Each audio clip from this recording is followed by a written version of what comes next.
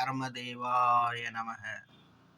ஒரு ஜாதகத்தில் கர்மஸ்தானமும் வாக்குஸ்தானமும் பல பெற்று நல்ல பவர்ஃபுல்லாக இருந்ததுன்னா அந்த ஜாதகன் உண்மையாகவே மிகப்பெரிய பாக்கியசாலி.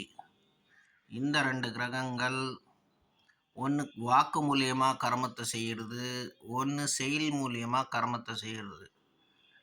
இந்த 2 கிரகமும் நல்லா இருந்தால் நல்ல பண அர்ஜனம் செய்வான். நல்ல செயல்கள் கர்மத்து மூலியமாக ஜனங்களை காப்பாற்றுவான்.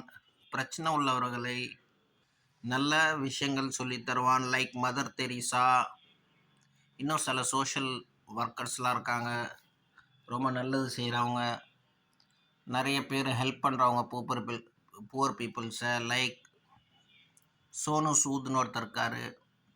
இவரெல்லாம் பார்த்தீங்கன்னா கர்மஸ்தானம் ரொம்ப சுத்தமாக இருக்கும், வாக்குஸ்தானம் ரொம்ப சுத்தமாக இருக்கும். இந்த மாதிரி சில மிகப்பெரிய பர்சனாலிட்டிஸ் கர்மஸ்தானம் மூலியமாக நல்லது செஞ்சு, வாக்குஸ்தானமாக நல்லது செஞ்சு நிறைய பணத்தை அர்ஜனை பண்ணுவாங்க. அண்ட் பணம் வச்சு என்ன செய்கிறது, எல்லாமே இங்கேயே இருக்க போகுது.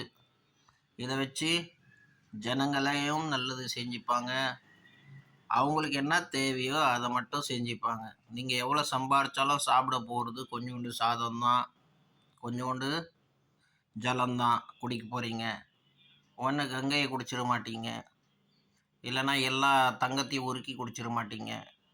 ஸோ அதை உணரக்கூடிய இந்த கர்மஸ்தானாதிபதியும் வாக்குஸ்தானாதிபதியும் உங்கள் ஜாதகத்தில் நல்லா இருந்தால், நல்ல சாரம் நல்ல டிகிரியில் இருந்தால் பகவானை உணர்வீர்கள், நல்ல செயல்கள் செய்வீங்க, நல்ல மனிதர்களை பழகுவீங்க, பாவத்தை செய்ய மாட்டீங்க.